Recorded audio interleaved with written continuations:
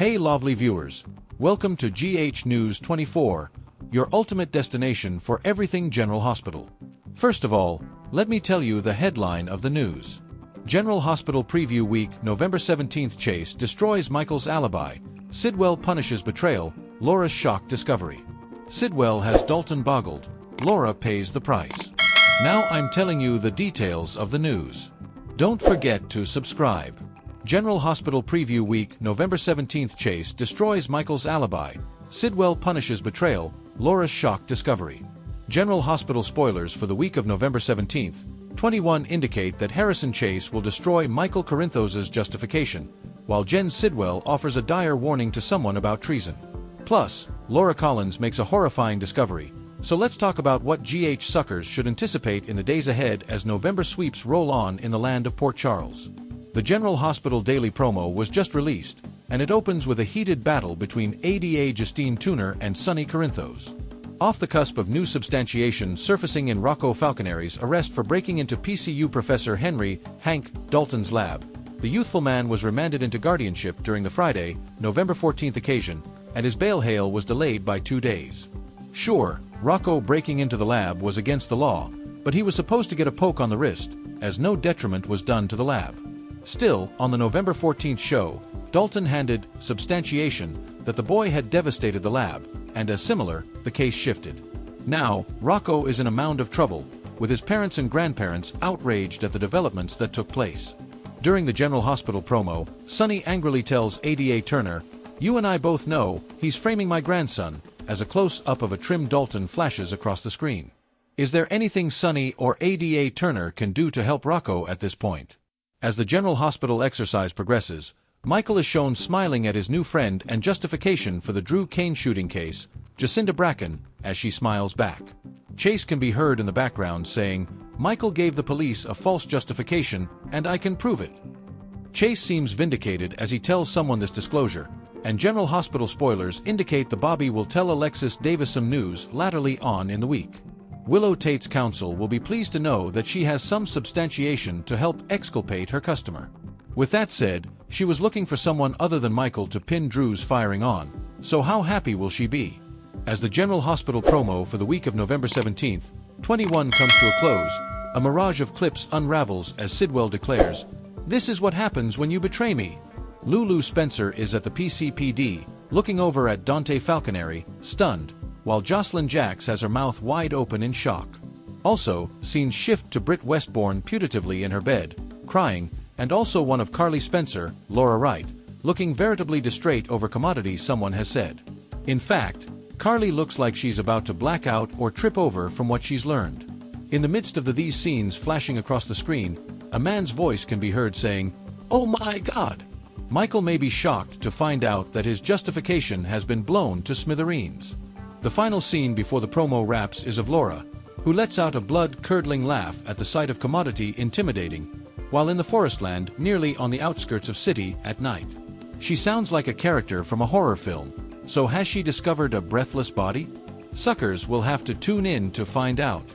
General Hospital spoilers indicate the coming 5 days will be filled with drama, chaos, heartbreak, and tons of stunning exposures, so observers won't want to miss a single occasion of the ABC cleaner during the week of November 17th. General Hospital spoilers: Sidwell has Dalton boggled, Laura pays the price. General Hospital spoilers indicate that Jen Sidwell could have PCU Professor Henry Hank Dalton boggled, and there's a good chance that Laura Collins will face the impacts for this. The week of November 17th, 21 will be both dramatic and chaotic. With so numerous moving pieces within several bends that are connected, it's hard not to suppose that Dalton's days are numbered in the land of Port Charles. Plus, it's November sweeps, and the ABC cleaner loves to give shocking moments, like a murder. In addition, Dalton is an expendable character, so there's a good chance that he'll be a goner by the time the weekend hits. Dalton is raging at the mouth for Rocco Falconere to pay for breaking into his lab. The teen was set to get a poke on the wrist, but the PCU professor presented substantiation that Rocco ransacked his lab to ensure he'd get a stricter penalty, despite Sidwell's warning to back off. During the Friday, November 14th occasion, when this new substantiation popped up, Laura Collins, Jeannie Francis, knew right down that her grandson was being framed, and she was outraged. GH trials for Monday, November 17th, indicate that Laura will lash out at Dalton, while press and media are there, flashing their cameras to get every word she says on the record. There's a fierce mayoral election crusade passing in PC right now, as Laura hopes to get re-elected. Nipping at her heels is Slimeball megacity councilman Ezra Boyle, who's likely celebrating all this reproach in the mayor's life.